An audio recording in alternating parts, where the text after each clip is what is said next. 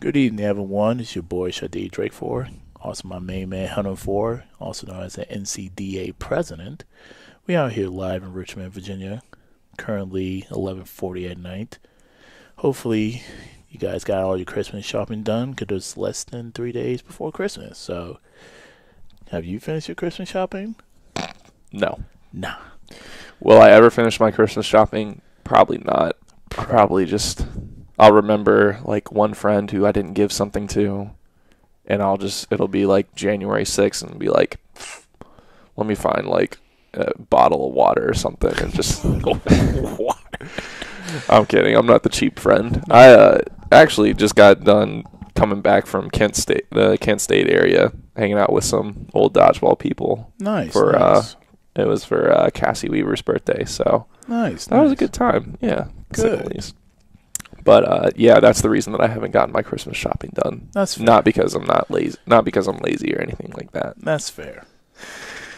Oh man, this is gonna be a fun time. We're Yeah. experimenting with a lot of new things, but I think this is gonna pay off a lot, and we're gonna talk about a lot of different things.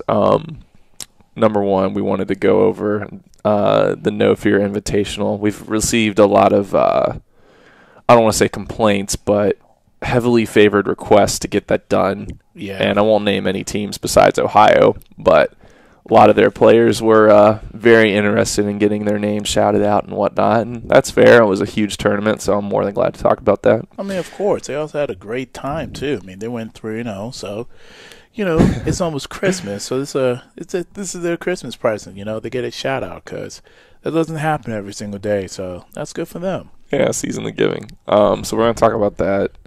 We're going to go over our current standings as well and give a nice little like team by team mid-season review on each of them. Some punches will be pulled, some will not. We'll know when we get there. Yeah, I mean that's just how it is, man. We know Shadid has a lot of opinions. I know. I'm going to be nice tonight. I'm going to be nice. Yeah, season of giving, like we said, right? Yeah. I see a lot of birthday love, so the savagery is going to be probably on the DL tonight. I'll be nice. All right.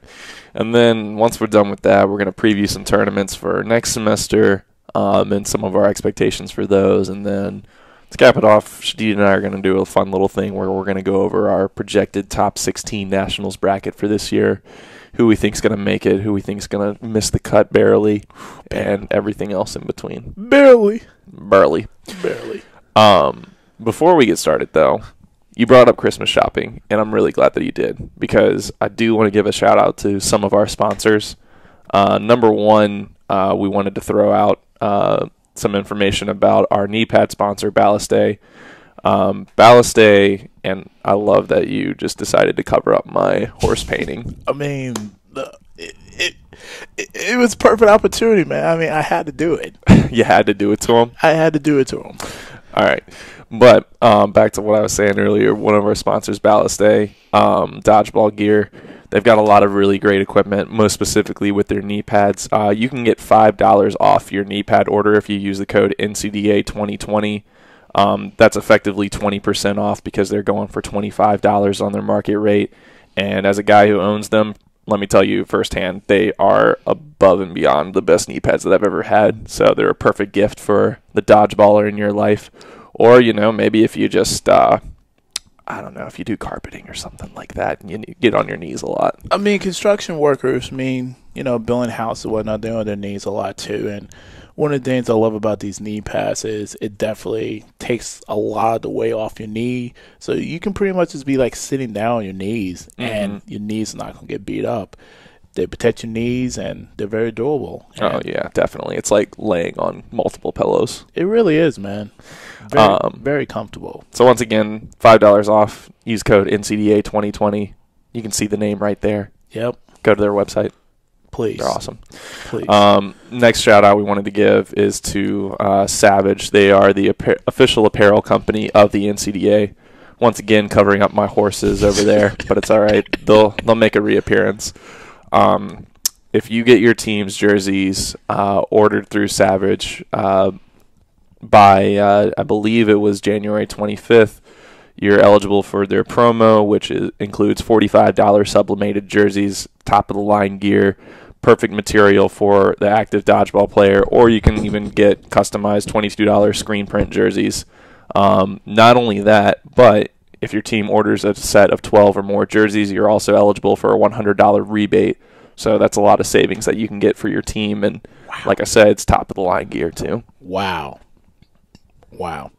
And one of the things I love about Savage jerseys is they're dry fitted. So if you sweat a lot, like, it's not going to affect your body. So you're going to be clean. You're going to be clean. And when you're playing dodgeball for several hours, you know, we all know, like, if your hands are sweaty, that's going to be bad news right there. So you look good, you feel good, and you stay dry. So it's a win-win for everybody. Exactly.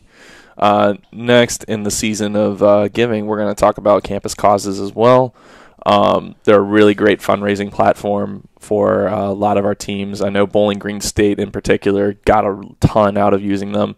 It's really simple. Basically, you get to make your own team page. Anyone who orders products from your team page, and this includes general retail stuff, like if you want to go order video games, candy, whatever the case may be, percentage of that gets kicked back to the team that you whose site you use. And so if you got that last minute Christmas shopping you got to do, definitely a spot to go through for that. So to our NCDA teams, make sure you set up a team page today. And then lastly, we're going to give a shout out to Lucid Travel. They're basically a travel agency that helps you set up with booking hotels, and also they also have a rebate program as well. So this was a company that I utilized when I was at VCU. And so basically they find all the best deals for you at whatever tournament that you're going to. And then you get to book a room, and you'll get a $5 kickback for every single room that you rent out. So if you guys traveled a lot, free money back to the club.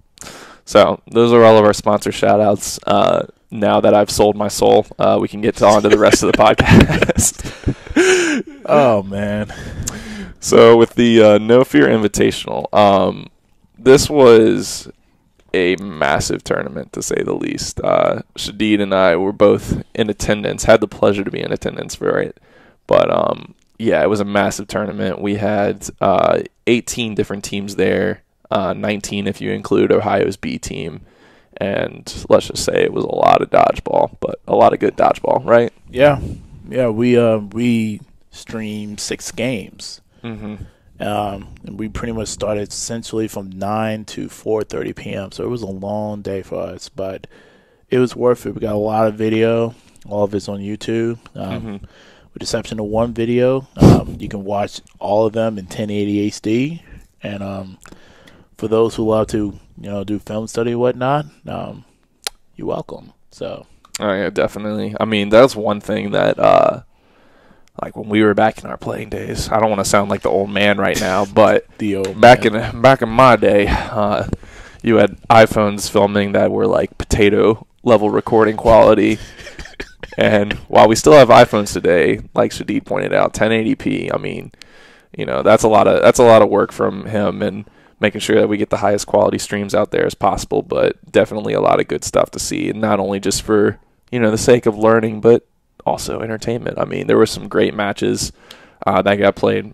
Probably easily the match of the tournament, GVSU Miami. Oh yeah, 5-4 overtime game. I mean, you don't want to miss that one. No, not at all. And like I said before, like that game is on YouTube. So in case y'all didn't have a chance to see it, please see it, because that was easily like top 5 game of the year without question. Without question. So as far as all the teams that were there, I made sure to put a list, because otherwise I was not going to remember it off the top of my head. But in attendance, going in alphabetical order, we had Akron, Bowling Green, Ball State, Central Michigan, Cleveland State, Georgia Southern, Grand Valley State, James Madison, Miami, Ohio State, Saginaw Valley, Towson, Cincinnati, Kentucky, North Georgia, Virginia, and West Virginia. And then also Ohio B, because we want to give the B team some love too. Of course. Going through, again, just like kind of like some general thoughts that we had from the tournament. I mean, I would say without a doubt, the biggest winners from it had to be Grand Valley and Ohio University. Yep. Both of those guys finished 3-0, and they did so with tough slates. For Grand Valley, they were able to beat Towson, Miami, and Ohio State, all teams that are within the top 10. And then on Ohio's end, they were able to put in good work, to say the least, against Towson, North Georgia, and Central Michigan. And like I said earlier, 3-0. You can't be too disappointed with that. No, we also want to give a shout out to also James Madison, also Cleveland State, who also went 3-0 as well. They had a little bit of a tough, I don't want to say like a tough November or October, but they definitely came through at this tournament and definitely put in some key signature wins, which I really think is going to help them out for next season. But without question, our biggest winners was Grand Valley and Ohio, without question. Yeah, I think one of the things that was pretty wild about that tournament, I mentioned the Miami and Grand Valley game, which was in fact the only overtime match that was there, but there were a lot of at least score lines that reflected blowouts, so a lot of like 4-1s, 5-1s like that, but games were a lot more tightly contested than I think some of the scores showed. And then not only that, but we got to see some like superstar type of shine that was going on, which was really big. I mean, for going from like our winners that we were talking about for Grand Valley, I mean, I don't hesitate to say that Ben Smart has like all-time Grand Valley overtime potential. I mean, yeah, the kid knows how to make a play when it matters, and biggest thing for him was just fighting through injury to make sure that he was able to keep his team above water against some really tough opponents. But he delivered when it mattered most. So yeah, props to him. Yeah, he's been doing this ever since he was a sophomore. So he's not he's not afraid of the moment. He's very used to this, and so pretty much any time his teammates need him to make a play, he just do it. Mm-hmm. And he knows exactly what he needs to do. So I can definitely say this without question. Just get a pen. Don't get a pencil, get a pen. Just put Ben Smart as a first-team All-American. Just do it now. I want to up you. How about like a little stone and chisel? Yeah, do that. I mean, because when he plays, I mean, obviously GV's still a tough team to beat. But when he's on the court, they just play different. Mm-hmm. Like there's just something, I don't know what it is. Maybe it's trust, maybe it's teamwork. Big trust. Yeah, big trust. But except for the Steelers fans who are upset by that. I'm sorry, just had to throw it out there. But when he plays, I mean, they just play differently. And he just brings just a certain level of calmness and just a certain level of confidence. Like, yeah, like I know what I'm doing. Just let me do me. And plus, he's a lefty too. Lefties are really, really tough to read. Oh, absolutely. And his pump faking, my God. He could fill tires with those pump fakes, man. He really could, man. 35 PSI without question. 35 pounds per square inch. Jeez. You heard it here first, folks. So, yeah, Grand Valley, I mean, we said what we needed to say there. Also, some other notable performances. Nolan Stanko, I thought, was really impressive. He does a really good job of running people down in the neutral zone. Some other guys that I thought did pretty well. Coda Gallagher, Blake Clevenger had a really big catch against Miami in overtime, which was huge for them. That's also easily like a top 5 play in the league. Oh yeah, definitely. So a lot of good performances there for Ohio. I think again going back to your statement about just writing it in ink, Jake Larson, All-American. Yeah, just first team, not even second, just first team. A lot of people, they didn't know about him last year. He was new on the block last year. He was new on the block, but you said straight, I was like, guys, like, you might want to watch out for this guy. They're like, nah, Hunter, you don't know what you're talking about. It's like, okay, guys, you see a Nationals. And now everyone's like, yo, watch out for Jake Larson. Yeah, definitely. I mean, I think one of the biggest things that is the shift from last year to this year for him is that his catching has improved dramatically. And I mean, with him being able to add that to his repertoire, I mean, now not only is he a fireball thrower, but he's just a tough out in general. Yeah. And it helps that the rest of his team also has like a ton of good catchers as well. Noah Arant actually had probably one of the hypest moments of the entire tournament when it was against Towson, pretty much like solo catching like everything that was thrown to him. consecutively, and I mean, I think without a doubt he's pretty much the reason that they were able to win that game, because the sequence of plays that he had in that third point of the match to be able to propel them and give them the lead. I mean, it's hard to argue that was, like I said earlier, that was just like one of the hypest moments of the tournament, and I'm glad to see him succeed, because he's the president for Ohio, and he was planning such a large event. He was super stressed out about it, and to see it come to fruition like that is definitely a special moment. Yeah, I mean, and to make the situation more special, like Ohio was up 2-1. I think it was like roughly like 11, maybe like 10 minutes left. At one point in time, they had like 4 players left, and then Towson, like with 3 consecutive throws, took out 3 players, and then it was just like Noah to run all by himself. And then what he did within like that next 2 to 3 minutes, which is like, to me, like that just pretty much just broke the internet for me, because like he made like that spectacular catch, and my first reaction was like, are you kidding me? Like, and then like he still had a presence of mind to make the second catch. Like, me personally, if I was House in that situation, like after that first catch that he made, it's like, okay, like we need to just stop this. Mm-hmm. I don't know who threw that ball. Unfortunately, I feel bad for them, because that just built up the momentum for Ohio. And then at that point, I was like, dude, like he could really pull this off. And then even though he got out, he made 3 catches, and then his teammates were just able to just go from there. And they ended up winning 4-1. But if Towson would have scored, the game would have been tied 2-2. So he's a big reason why they won. Yeah. And absolutely. It was just amazing just to see that in person. Yeah, and I mean, outside of those two, I really liked what I saw from Dusty Moel. He was a guy who was able to move up and down the court and definitely drew a lot of fire from opponents during the entire tournament. Really helped his team get some balls, even if it wasn't always like translating to, even if the plays like weren't kills and catches and that sort of deal.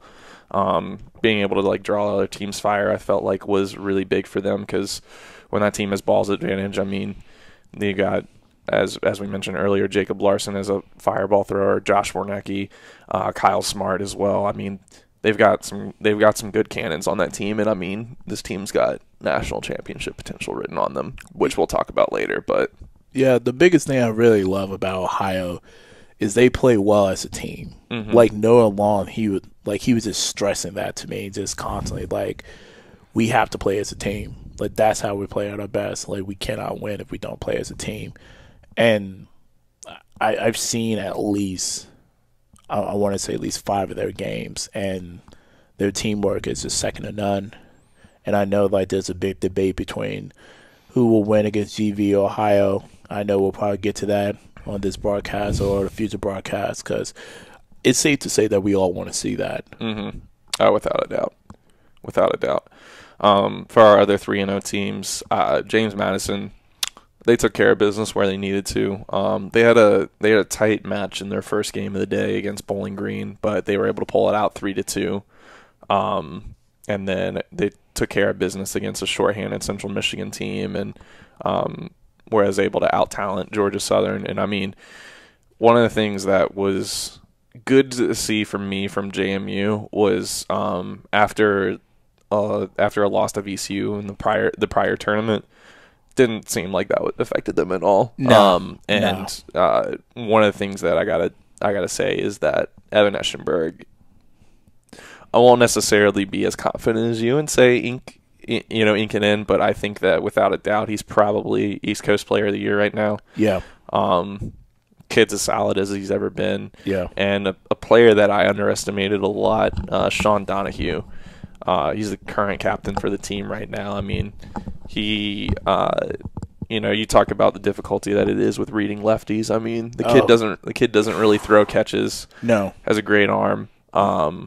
just like knows what he wants to do, knows where he wants to place the ball, and does it pretty much like on command, on will, like every single time. And he's been super, super, super impressive thus far, and he was a big reason why JMU was able to get that win over Bowling Green, and not only that, but also just maintain their spot within the top 4 in the country. Yeah, his overhand top throw is just nasty. There's no nice way of saying it. I mean, like it's so aggressive. Like when it comes out, like like it's just gonna like aggressively like split down like a strong sinker, but it's rotating like so quickly. Like if you don't make like a confident decision, like you're out because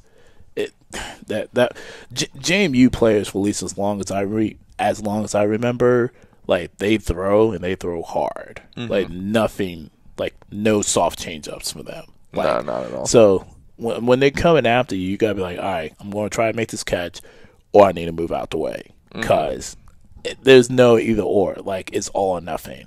Yeah. And his throw has been impressive, but Aston Bird, I know he came back from like a very serious injury a couple of years ago, so it's really nice to see him really just not even, I would say, step up his game because he's always been a great player. Yeah, but continue to flourish. Type of deal. Yeah, totally get it. It's always good to see that, especially bouncing back from injury. Yeah, and then for our last 3-0 team, Cleveland State, they were able to get wins against Kentucky, Virginia, West Virginia, which was really good for them because those Cleveland State had been on a little bit of a slide as well, but obviously, you get wins, you're going to move up. And this was a good time to see Joe Walsh just be Joe Walsh. I mean, the kid, I think I was talking with Zane Durbin actually, like right after their game when they beat UVA 3-1, and his comments were just straight up like, the kid can just take over a game, like, when he needs to. Yep. And certainly did, to say the least. I mean, the kid's got good catching ability, has a solid arm. I know it's going to be on repeat for a lot of these guys, but really do mean it. And he got a lot of experience over the summer playing with Legion Dodgeball and Elite, and that experience has definitely translated into a lot of success for them. Another guy who's been pretty good for them as well, Leon Rockamore. With those two guys on the court, Cleveland State is definitely a team to be reckoned with. The one knock I will say is that right now I do want to see a little bit more out of the rest of the team, but with a guy like Joe who has takeover ability like that and can be a difficult out, sometimes that's all it takes. I mean, you think back to I won't necessarily say quite on the same level, but Nico Nadal when he was at DePaul. We're throwing back some names right now, but when he was at DePaul, I mean, you talk about a guy who was just godlike on the court, and Joe is definitely like encroaching within that territory of a guy who can, be an elite player and one of the best in the country for sure. I mean, that young man from DePaul, man, he was causing issues, and he's a great captain for Task Force, Chicago Task Force in the North. So, one of the good things I do appreciate about the NCDA, you can play now no longer elite dodgeball, now in USA dodgeball, but a lot of our players, they play in the North region, get to play over the summertime, and then take those skill sets and pretty much just dominate during the regular season, and that's pretty much what Joe is doing. And we was teammates with him at a tournament about 2 years ago, and he was showing like a lot of promise. So definitely. Yeah. All right. So going into our next batch of teams, some of the ones that we noted did pretty well and want to make sure that we give our props to. University of Akron and Bowling Green. Both of those guys went 2-1. Got some pretty important wins to help keep their keep themselves up in the standings. For Akron, I think one of the biggest things is seeing how well Jacob Weber has taken over captainship duties. basically for him, the Akron team that they had last year was stacked with a lot of players, and I want to unfortunately say no pun intended on that one because they had guys like Joey Stacks, also guys like Colby Bryceland, Adam Pfeiffer, Josh Lyons. I mean, just a lot of talent that they lost, but Weber has been able to like keep the ship really steady for them. So right now they're sitting on 8-7, and they were able to get a good win over UVA and Georgia Southern, and they actually played a really competitive game against Towson as well. And so when you see that kind of stuff, it really shows that the next generation is here to stay, and not only stay, but excel. And so I really love seeing that. As for Bowling Green, they got wins against North Georgia and Cincinnati. Bowling Green definitely took care of business against North Georgia. They were able to win that. I believe it was 5-0. And then Cincinnati as well. They had a tight one with Cincinnati at the last tournament. I believe it was like 5-4 in overtime. They were able to win, or Bowling Green was able to win that. But then at this tournament, they were able to They were able to win that game 5-1. And as we mentioned earlier, the only blemish was the loss to JMU, which you can't be that upset with the loss to a team that's as talented as JMU, and they were right there, with a 3-2 game. So, I'm really liking what I'm seeing out of Bowling Green as of late. And we're going to talk a little bit more about their players. I want to make sure that I can get through a lot of these different teams. But anything in particular you want to say about either of those guys? I had the pleasure of seeing Bowling Green up in Michigan State as well as this tournament, and this is a very, very resilient group. They are a tough out.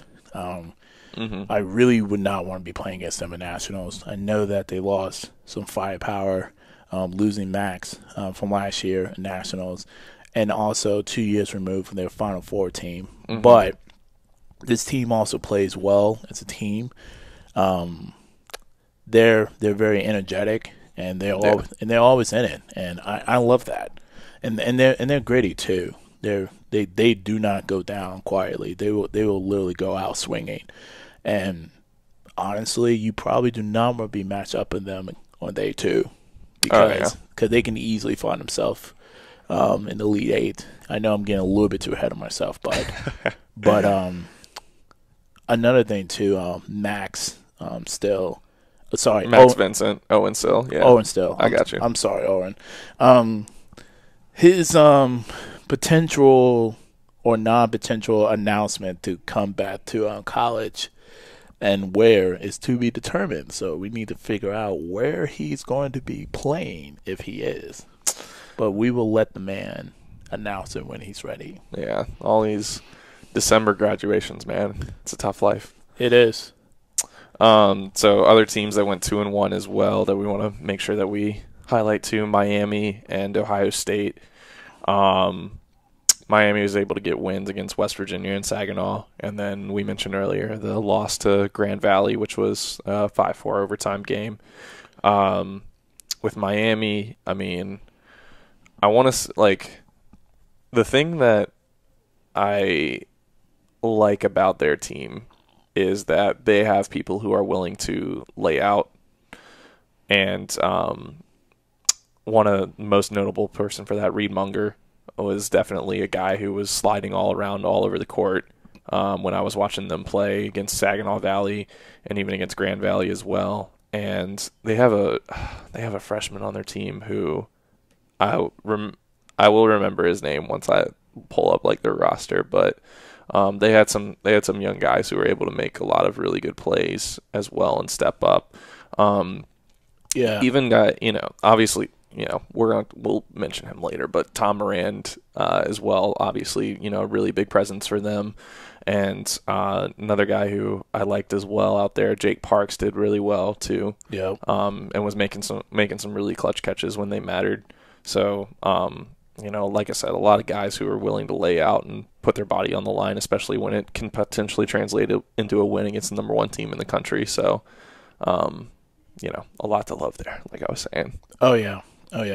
We didn't have the pleasure of seeing them play at Miami when they was having that tournament earlier this year.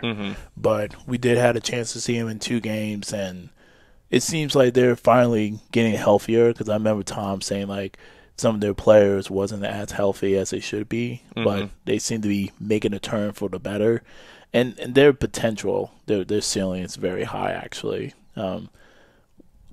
We when I mean like the NCAA earlier this year, we were saying that Miami would be the top team that would come out of the Ohio region via pre-rankings.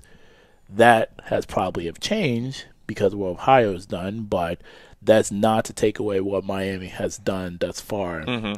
And they're still a force to be reckoned with. Definitely. And then we mentioned Ohio State as well. I mean, Dylan Greer and Ben Johnson have more or less like revived the Ohio State dodgeball syndicate, and they've been on a tear all season. They're able to pick up a good win against Saginaw Valley and take care of business against Georgia Southern. A little bit of an interesting one with Grand Valley.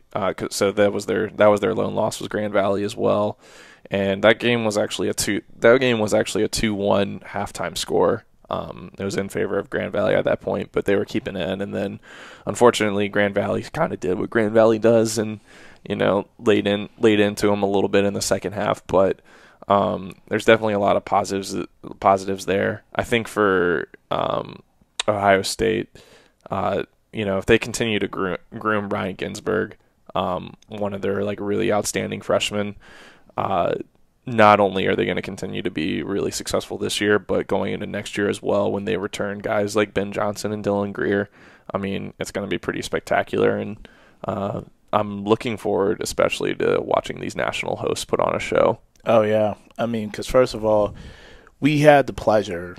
Well, I mean, you was playing and I was doing commentating at the Akron Leadership Tournament and seeing, Dylan and Ben Johnson and then also Evan as well, because Ryan was not part of the team. And Evan Lucart, yeah. Because that kid is a stud too.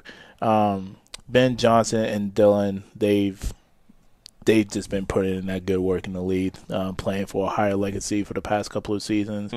Like, they've really just been making just a lot of deposits just over the years. And definitely. Now they're ready to make a big withdrawal, and oh my goodness, like they are cashing out, and they're cashing out just at the right time. Like, they literally just bought their stocks really low. The price has gone really, really high. They're about to cash out because they literally have revived this program. And honestly, I would definitely say this: when one of the 4 founding teams in the NCDA is actually doing well, it's actually good for the sport. Definitely. And I mean, we can go into more specifics with the team later, because there's some other players I'll definitely want to give props to. Of course. One of the I guess like more on the more disappointing side from the tournament as far as specific teams go. Unfortunately, like Central Michigan, so they went 1-2 at the event, and their lone win was against Cincinnati. They lost to JMU in Ohio, and the Cincinnati game was actually another very interesting game because they were down 4-1 at halftime against Cincinnati, but managed to make a 4-point comeback in the second half to win that game 5-4. Now, I will say this in Central Michigan's defense: they came into that tournament with, I want to say it was 12, maybe 13 players. It was 12. Okay, it was 12. Yep. But after I think it was in the middle of the Ohio game. Yep. They had 3 guys who had to depart for XYZ reasons. But they had 3 guys that had to depart, and they were battling with like only 9 guys for the rest of the day. And while it is certainly possible for teams to be able to compete with 9 guys, playing against 2 of the top 4 teams in Ohio and JMU, certainly not a recipe for success. No. And thankfully they were able to salvage the day with a win against Cincinnati, but it was definitely not the best moments for them. Now, I will say, I was super, super, super impressed with Eric Nelson. Yeah. He has been he has been a guy who we've had our eye on for a really long time. He was like one of, I think, maybe not the only freshman, but one of the only freshmen on Central Michigan's team that made it to the national championship at VCU Nationals. So 2018. 2018, yeah, and he was a stud back then, still a stud now. I saw it whenever I did get a chance to watch Central play. I mean, he was there making plays. He got a ton of catches, a ton of catches. So I want to make sure I mentioned that. And then Doug Daniel was a guy who I liked watching as well. He definitely works his butt off. And he wants to, he's out there and he's being a competitor, and you really love to see that. Even, like I said, when they were playing down on numbers. But overall, I mean, I know that was definitely an event where you just sort of lick your wounds and, just take it off the chin, learn from it, go on to the next one. But was certainly something that I wasn't quite expecting out of that. And then Towson was a little bit of an interesting one as well, because so they finished 1-2. They came in, they're right now as like the number 2 team in the country, and they got their win against Akron to start the day, and then they lost back-to-back games to Ohio and Grand Valley. Yep. And while my thing with Towson was they were definitely, I can't say that they were outplayed. No.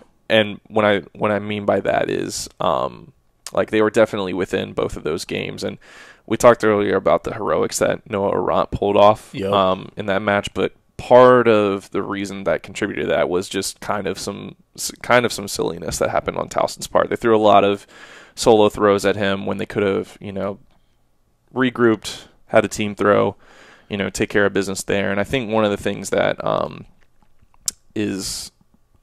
was missing there is just like the, firm, hardline like leader. Yeah. Now I think that's something that'll be corrected, because they're still a really talented team. But of course, that was something that was pretty glaring for me. I thought Brandon Kirby had a really solid day for him, and based off of his performance, I thought that they could have done more. But Brandon Kirby played pretty well, and then another guy, a rookie for their team, his name's Peter Morgan, I thought was really fun to watch. One of the things that's interesting for Towson's team is that I think that they arguably have one of the best. Rookie/freshman classes in the country. Yeah. There's a lot of new faces out there that really stand out on the court in good and positive ways, and that's something that you really love to see from the perennial national champion, or the current reigning national champions. And next semester, I think that we're gonna see them kick it up a little bit. I think this was a good like wake up call for them, that they're not going to cakewalk to the national championship like they did last year. No. Now, granted, I'm not going to say that they definitely thought they were cakewalking last year, but they had a little bit more talent at the top last year compared to where they are now.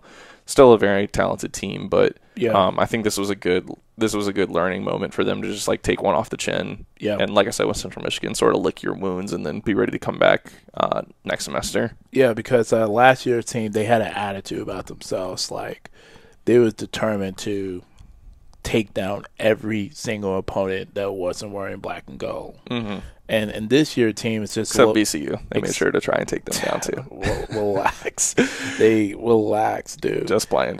I know. But this year's team, like, they still have like that attitude. But I know like one thing like we was really, really critical on, especially when they're playing against Ohio, is like, guys, like, you guys have strong arms when you're not doing team throws. Mm-hmm. And like things, you know what you're talking about when you talk to Kirby and then you talk to other people from Towson. It's like, yeah, why we wasn't doing team throws? So it wasn't like an overreaction. It was like the game could have been a lot different and they would just implemented that.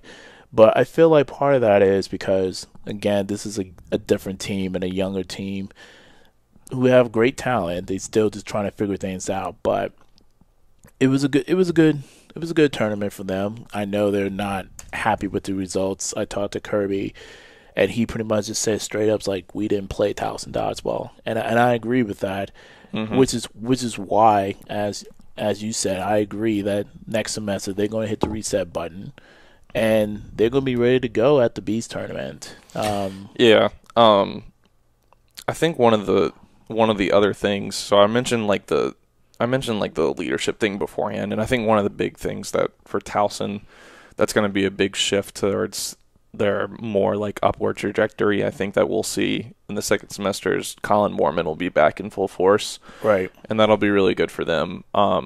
Because one of the things that's interesting, or that I find kind of interesting, is that Towson, for at least like the past 3 years, has always had like one guy that's like the anchor of the squad. That's like, this is the guy that's going to make a play if we really need him to. Yep. For 2017 and 2018, that guy was Michael Heinley, and he was, arguably Towson's best player all time. Yep. And then last year, Jordan Watt. I mean, Yep. anyone who was around the NCAA last season know exactly how great he was. Without question. And right now, it's they sort of haven't had that like type of anchor role that's like, this is the guy that's like guaranteed to make a play for us no matter what. Now, I think, like I said, with Colin Moorman coming back in full force, super talented kid. Yep. And we talk about lefties, I guess, all the time. Yeah, and he's a lefty. He's a lefty, but more importantly than that, I mean, he's a guy who carries himself with a ton of swagger. Oh yeah. And a big like, I'm better than you type of mentality, and I think that's something that the rest of the team will really cherish. One guy who I kind of want to see a little bit more of, or more out of, I should say, Christian Cariello. Oh yeah. He is, without a doubt, I would say Towson's hardest thrower at the moment right now. And the problem that I saw with him is that it felt like he was getting exposed a lot within like the neutral zone. And what I mean by that is, like, if he did make a throw, he's a big body. I mean, dude's like 6'2".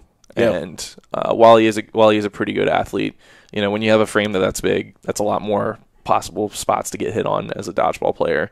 And so he got exposed a little bit in the Grand Valley game, I think, and he was off the court for a lot of significant moments where if he was on the court and had more opportunities to throw, I think that's a game that could potentially have turned into a win for them. But that's neither here nor there. They'll get that figured out. And like I said, he's a guy who I think is uber talented. It's just making sure that he gets a chance to stay on the court longer. So yeah, he also played like middle like a lot too. And the thing about playing in the middle is like your vision is essentially like split in half. Like if you playing on one side of the court, then you just have to worry about like right in front of you and to the right, on the left, on the right, just right in front of you and to the left. But he plays middle a lot, so he literally put himself in harm's way. So probably one of his teammates could, go up there and kind of block for him, just like how David Glare used to do for Jordan Watt last year, just blocking and protecting his teammates. But yeah, I mean, but Kelly, he knows what he's doing. He just, like you said, he just got to stay on the court a little bit longer. But like I said, I mean, they still got plenty of time to figure it out. Yeah. All right, going down the list a little bit more. So, so we talked about Central, we talked about Towson. Cincinnati was kind of an interesting one too, because they came out swinging really well. They had a really impressive start to the day, beating Kentucky. And I want to say, let me make sure I can check in on that score. I want to say it was 5-2. Yeah, 5-2. They had a really good win against Kentucky, and that momentum sort of did not carry over into the following game against Bowling Green. But we've already seen them play really competitively with them beforehand. Maybe Bowling Green just kind of had a light bulb moment, figured out, what they needed to do. Yeah. The thing that sort of concerned me with Cincinnati was that Central Michigan game. And obviously, like, to be able to go up 4-1 on Central Michigan is, that's good. Like, be up 4-1 on anybody at any point is really great. Yep. The issue that was very apparent is there was just, like, a lack of, I guess, stamina, more or less. than anything else. You could definitely tell that there was a lot of fatigue on the court, and it wasn't just like the physical fatigue. Like obviously, like your third game of the day, you're not going to be throwing as hard as you were at the start. No. But mentally, you're not seeing the catches. When you're not seeing the catches come in, it can be a little bit frustrating. And for a team that's almost entirely built of sophomores and freshmen, I mean, there's obviously some talented players on that team, but not a ton of, experience and players who have been in that type of situation, guys who are, they haven't had guys who have been, up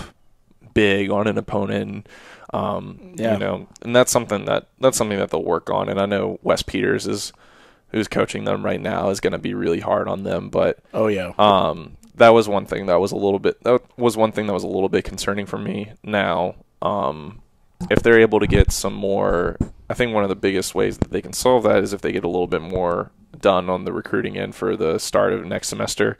I know one guy that they're trying to bring on, I don't know if you remember Brandon Engelman, who used to play at Kentucky. Are you serious? So, no. Hold on a second. Okay. Not Brandon Engelman's, but his younger brother, Ryan Engelman, is apparently at Cincinnati. And supposedly, I've been talking to Wes, and Wes says that the kid's been coming out to practice, and he's got a cannon. They haven't been able to get him out to a tournament just because of some of like the bylaws that their university has and when players join and whatnot. But right. That's another body on the court, and also just like another arm for them as well. So that'll be really interesting to see there. So maybe if they get on a little bit more depth on their roster, that'll help solve those issues a little bit, because I think they only traveled with about 14 guys, so only 2 subs. That can certainly contribute to things as far as the stamina piece that I talked about. Yeah. It was also pushing himself pretty aggressively in that first half, because I remember like Felix Peroni, who was like shooting the video in that game, was saying like, yeah, these guys are 4-1, but like they're going like extremely aggressive. And when you mention like that's their third game, like you're pretty much going for broke at that point. And that's why Central Michigan was able to come back. There was like, if we can just keep ourselves within arm's reach, we can come back. And then they did. Yeah, and that sort of speaks to like the leadership thing that I was mentioning too. Like for Cincinnati, a team that's entirely built of sophomores and freshmen, I won't necessarily say like the nerves of being up big on like an opponent and not knowing how to react, but like, and actually go back to the Towson piece as well, like the anchor guy to like hold everything together on the court. On the Central Michigan side, they had a guy like Eric Nelson, who is been in a lot of different situations for Central Michigan. Yep. Has essentially been through the ringer, both in the good and the bad. Yep. And so when his team was down, he was able to like I said, like step up, make a ton of catches, and get some momentum back, and essentially knew like how to chip away. And it'll be a learning process for a young team like Cincinnati, and one that I think will ultimately you don't want to. I'm not a super big moral victory kind of guy, and I know Wes Peters isn't a moral victory guy, but you see where you essentially see like the horizon and like what is out there, and so you have it's within reaching distance. It's just a matter of being able to grab it this time, next time around. I mean, as a second-year team, though, like they're doing pretty good. Oh my gosh! And yes. And they're going to be scary. They're fun to watch. Man. They are a joy to watch. They really are. And listen, like once they figure it out, they're going to be scary. Yeah, I mean, Brett Liming, Brandon McGinn, and Corey Heitman. I mean, those are guys who, like, I would have loved to have played with them if I was, not that I have anything against the teammates that I've played with before, but those 3 guys in particular are guys who I really enjoy watching them, because they know how to move on the court really well for young guys, and they're able to make plays when they need to as well, which is really cool to see. Yeah. So going down the list again, making sure that we can touch base on all of our teams. Another interesting one was Kentucky. So I mentioned beforehand how they had the tough loss to Cincinnati, but they were able to get a win against Saginaw Valley. That's big. Yeah, which is a good numbers boosting win for them. It keeps them definitely within like the playoff hunt, and staying relevant in that regard. And the last game, which was against Cleveland State, unfortunately, they kind of ran into a brick wall in the name of Joseph Walsh. Yeah. But the thing that and unfortunately I didn't get a chance to watch a ton of Kentucky just because the way that the courts were set up and, who we were streaming and that sort of thing. But when I got a chance to watch some brief glimpses of them, I saw a team that is, what's the best way for me to describe it? I saw a team that seems like they have something that they want to do, but they aren't necessarily doing what it takes to get to that point, if that makes sense. So, like, some examples of that where, like, you see, like, Daniel Lejeunesse, like, telling them to, like, try and, like, set up a team throw and whatnot. And it's like, they're right there and they're ready to do it. And then, someone on the other side makes a pump fake or, like, even, let's just say, like, makes a throw. And they throw it at one of the guys. And so one guy holds up, other person makes that throw, and then it turns into a catch. Oh, and so it's moments like that. And it's like, it's a team that I don't necessarily think lacks talents. I mentioned Daniel beforehand. Tyler Kratzer is also another guy who is a good-looking athlete. But making sure that, you get the little things right is always really important. The adjustments. Yeah. That's what they're missing.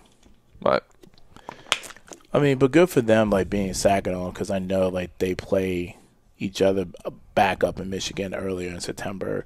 I think, like, the score was, like, 2-1. 3-2. Saginaw won last time, so they were able to get revenge on them. 3-2. My apologies. Yeah, but that's good for Kentucky, because I know, like, it's been a rough couple of years for them personally, but it's good for them to kind of bounce back from adversity. Mm-hmm. So some of the other 1 and 2 teams, North Georgia and University of Virginia. So with North Georgia, they definitely played a tough slate. Their one win was against Ball State, which I think was a projected win, and they took care of business and they won by a pretty decent margin.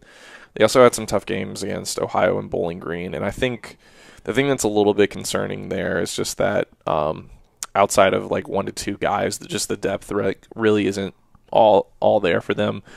Vince Bartolome was super, super impressive in the tournament, and I think that he's a guy who is really a staple for the team right now and should be going forward. And then Royce Hogg is probably their best thrower, I would say. Yeah. Just based off of the moments that I was watching from them, but if it's a 12-on-12 game, and now I think one of the issues that unfortunately that just comes with geography and time of travel and that sort of deal. It's tough for some of these southern teams to be able to get a ton of games in just because of how spread out they are, and it's also not like North Georgia and Georgia Southern, who even at that point are 4 hours apart from each other, are going to play each other every single weekend. It's just not realistic. And so I think that the lack of I think that with this being like their first big tournament of the year, like it definitely was a tough start to that. And seeing some of the other teams like outside of the region, obviously they got the win against Ball State, which shows that they are able to essentially punch within opponents that are in their range, but being able to beat up on teams that essentially are a little bit like outside it, like punching upward, seems to be a little bit of a struggle right now. And I think, like I said, that comes with just unfortunately not being able to get as much exposure. And I'm going to talk a little bit about that within some of our projections for next semester. But like I said earlier, some of the bright spots, Vince Bartolome was incredible for them.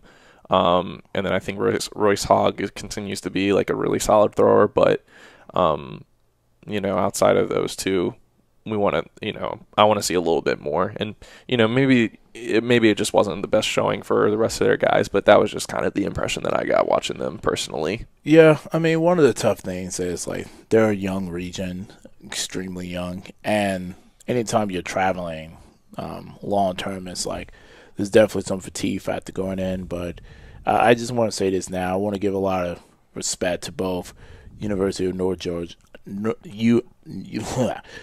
Georgia, as well as Jordan Southern, for making that trip for sure. Yeah, for just making that trip, because I know North Georgia, they purposely schedule those tough games because they know if we're going to try to make a decent run at nationals, we got to play against tough competition. Mm-hmm. So unfortunately, they went 1-2, and you're not a big believer in more victories. Me, I kind of am. I'm just saying, no, that's fine. I mean, because they needed that experience. They needed to know, okay, there are opponents that are better than us. What are we going to do to make the adjustments to get better? Because, I mean, that's what a lot of teams have to do. If someone's better than you, how do you beat them? Mm-hmm. And that's going to be just another growing factor for them. But I expect them, hopefully to go make another long distance tournament in the near future. Maybe the war, I don't know, but that would be really good for them. Yeah, definitely. And then University of Virginia, sort of kind of having the same symptoms as North Georgia in that regard. So UVA went 1-2. Their one win was against Ball State as well. They lost to Cleveland State, and then they lost to University of Akron. And one of the more notable players for them that was missing was Jake Corman. And oh man, yeah, it was a guy who was a really, really important player for them. Yeah, not having him available is definitely a tough thing to be missing. And not to say that UVA has nobody surrounding Zane Durbin, but with Jake Corman gone, Zane obviously gets a little bit more pressure on him. Ryan Kelly, some added pressure, and actually, now I think about it, I can't remember if he was there either. I don't think so. Maybe not. I should have texted Zane beforehand, but I'm sure he's with the family enjoying his holiday break. So yeah, that's fair. And then on top of that, Jeremy Shaw is recovering from a little bit of a knee injury that he had at the VCU tournament. Yeah. Previously, he's out there, but he's definitely not 100%. And so, when he's not 100%, that definitely, it's not the most ideal situation for a team like UVA, who relies so heavily on their top 6 guys. But it's just a lot to overcome. Yeah, and it's unfortunate, kind of the position that UVA is in right now, because right now they're at 1-7, and I think that they are a better team than their record reflects. Yeah. Because they've been in a lot of close games. It's just that just that little extra to be able to get over the hump. And I mean, they've had some opportunities to win some, like I said, some close games this year. They had a chance against West Virginia, which unfortunately they lost. They had a chance. They at one point had it tied 1-1 halftime match with VCU that they had a chance to pull a win in, and so the opportunities are there. Just a little bit to get over the hump, and a lot of that has to do with the fact that they get exposed a little bit when their top guys aren't there or aren't on the court. So yeah, a little unfortunate, but it is what it is. And then I think the last 1-2 team would be West Virginia, which their one win came against Ohio B, and then they had losses to Cleveland State and Miami. Now, they were a team that I was expecting a little bit more out of overall, with the scores. I mean, getting the win against Ohio B, I mean, it is what it is, but that's a game that realistically they should be winning in their sleep, more or less. But against Cleveland State and Miami, I mean, they got blown out pretty handily against them. So they lost 5-0 to Cleveland State.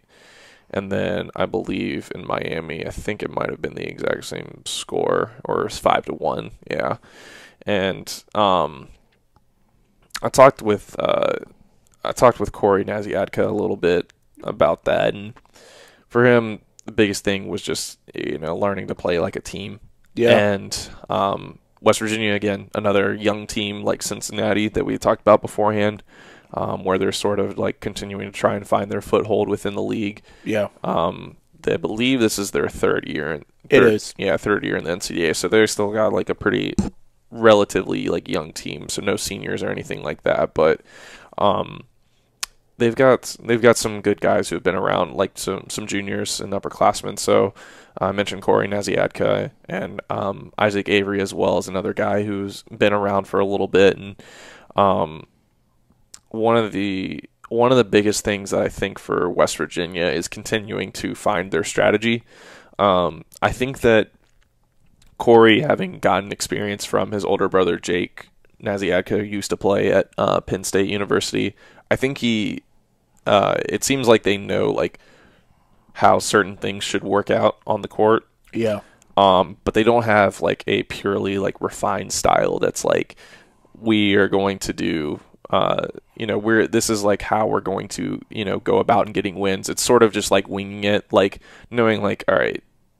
Or right now it's winging it where it's like, all right, when we're in like this type of situation, maybe we like be a little bit conservative with our throws or focus team throws or whatever the case may be, right. But not like, they don't have like that Grand Valley-esque type of deal where it's like, we're going to focus primarily on a neutral zone strategy where we run players down or whatever the case may be. So I think one of the biggest things for them in order to take their game to the next level is trying to refine and essentially like craft their strategy that's going to work for them and utilize their athletes best. Yeah, because when we saw them play at West Virginia, they play like a very fast and a very aggressive pace. And so we saw right off the back like they have like talent there because they was able to force Maryland into overtime, which was a great game, by the way. We wasn't even streaming on that court. We literally moved the camera over to see that game. Like, that's how good it was. Yeah. Also on YouTube, by the way. Just want to point that out there. But yeah, I don't even like saying this. We were just a little disappointed just the way how things went. But to be fair to them, playing against Miami is not an easy thing. So we was hoping like things would be a little bit more competitive against Cleveland State, but it just didn't work out for them. Yeah, and I mean, they're a team who I think that they have potential to continue to move up. I talked beforehand about like the strategy piece, but they have arguably one of the most talented players in the country in Corey Naziadka. Without question. I mean, we've watched him play firsthand. The kid just knows how to play the game of dodgeball, and not only that, but just he's so much fun to watch. He's fun to watch. He also just like he's a mentally tough kid. He doesn't shy away from pressure or anything like that, and he also is very much willing to like get in his teammates' face and like, hey, like this is what you need to do, and be able to guide people in the right direction, which is something that you love to see out of a leader for a team. So I think they'll be in a good spot going forward. But yeah, just kind of rehash what we said earlier. Wanted to see a little bit more out of them at this tournament. Yeah. And then rounding out the teams that we were going to talk about, so Georgia Southern and Saginaw Valley. Georgia Southern and Saginaw went 0-3. Georgia Southern's case, they lost to Akron, JMU, and Ohio State.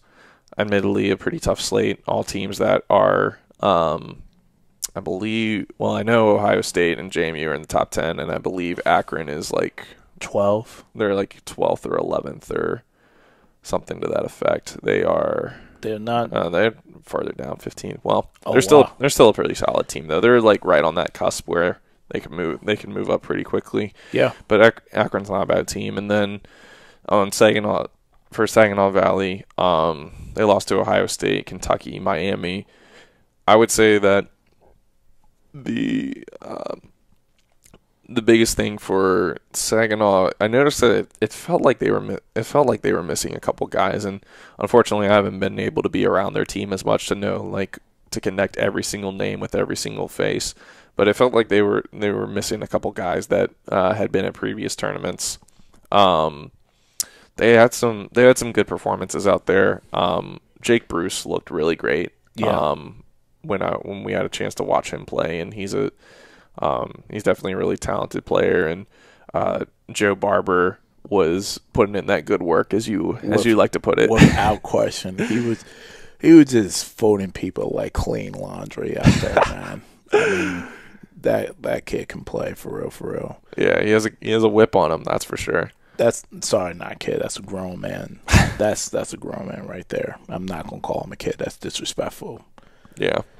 But again, sort of, it's not quite the same as like the UVA North Georgia where it's like one or two guys, but there's just definitely something that just like wasn't there for Saginaw, and I don't know if it was necessarily, I don't want to necessarily say like a lack of focus, but it sort of felt like they got punched in the mouth, and then there wasn't like a true recovery if they went down early against a team. It sort of just was like, oh well, no adjustments being made, just kind of like try and play yourself out of it instead of like talk about a way to get out of it, which is what it is. They've been one of the staple teams in the NCDA for a long time for a reason, and they'll figure some things out. But I think that was one of the biggest things that I noticed is that there wasn't any like, they didn't make like halftime adjustments or in-game adjustments to try and counter other opponents' strengths or cover up their weaknesses or anything like that, which ultimately led to 3 losses. Yeah, is Mitch Oliver's like still like their head coach? Yeah, I believe he's still helping out and coaching them. Good. Yeah. I know he was definitely a big staple when he was playing, and I'm more than positive he will get him back on the right track because they're going to be playing the tournament really relatively soon. Yeah, and as for Georgia Southern, I think that the thing that I talked about earlier with North Georgia sort of settled in as well, where it's like the lack of an ability to play against a ton of teams definitely hurts, and they were definitely having to punch upward against some good teams like Akron, JMU, and Ohio State, which is difficult to do, but if geography permitted or if teams had unlimited funds to be able to travel wherever they wanted to, I think that that's a team that could see a little bit closer results just by virtue of being able to play more games. But unfortunately, again, this is like their first big tournament, so they had to kind of take this one on the chin and use it as a learning opportunity. I think that they still have some pretty decent players. Josh Manning and Sam Copeland, can't remember which it is, but close enough, right? Yeah, it's close enough. No, but those two guys are definitely solid players, and their former captain, Zach Rivera, who is also helping out and coaching them when he can, speaks really highly of the work ethic that those guys have. And when you hear that sort of thing, that that they are trying, and that's what's like really positive and really important to move forward as an organization. To kind of steal a proverb quote, again, semantics, but there's nothing inherently wrong with like being at the level where you are now. It's only wrong if you don't choose to, level up, essentially. Right. It's not the direct quote because there's a little bit more stuff written in there that I not want to say out loud, but no, it's fine. I think people got the main message. But that's a team that it sounds like once they'll regroup and just need to like continue to again we need to try and make sure that we continue to get exposure for them. And my role as president, like we're working to see what we can do to try and add some schools down there, or at least try and get schools more willing to travel towards them, because the more exposure, more dodgeball, it's only going to lead to being able to get better as a team. Yeah, and then as soon as they can figure out when they're going to have like their Southern inaugural Southern Dodgeball Cup, if it's like no conflict with USA Dodgeball or any other tournaments, I definitely want to like go down to that tournament and definitely give them like the same attention like Michigan and the East Coast and Ohio have been getting, because just because they're further away from everyone else doesn't mean that they should deserve any less recognition. And Georgia Southern, like they have really solid leadership down there, and I know that they're trying. So, and that's like for all the teams, like definitely in the South, like they're trying. So we just want to give them more exposure and just let them know, like, hey, like we see you, you're trying, we care, we want to give you guys some support. Yeah, definitely.